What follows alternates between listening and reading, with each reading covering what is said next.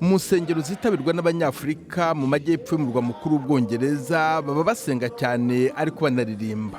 House of Praise ni rumwe mu nsengero zakira abantu amagana buri cyumweru. Barimo Precious Obomna ukomoka muri Nigeria avuga ko uburyo basengamo bumwibutsa Afurika.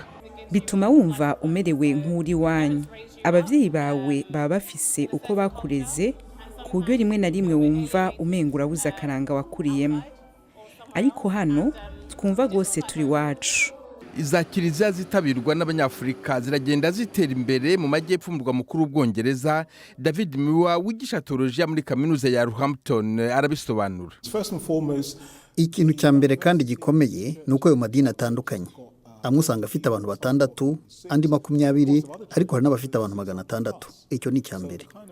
Icya kabiri nuko menshi muri ayo madini usanga akora ibikorwa byo guteza imbere imibereho y'abaturage mu burezi no gufasha abatishoboye.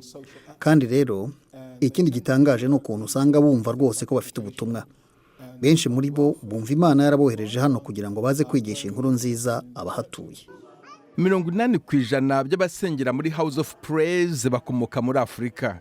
Pasiteri Benga Samuel asanga amasengesho agira uruhare mu gufasha abaje gutura mu Bwongereza kuhamenyera no kubana neza nabo bahasanze.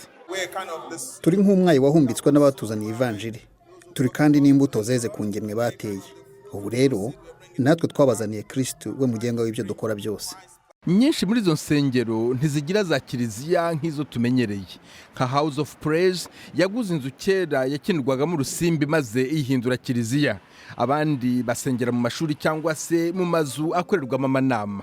Amaherezo mu myaka iri imbere aho basengera nihakomeza kubura bishobora kuzatuma bajya gusengera muri za Kliziya zihasanzwe maze bitume banegera n'abandi. Venuste Nshimiyimana, Ijwi ry'Amerika.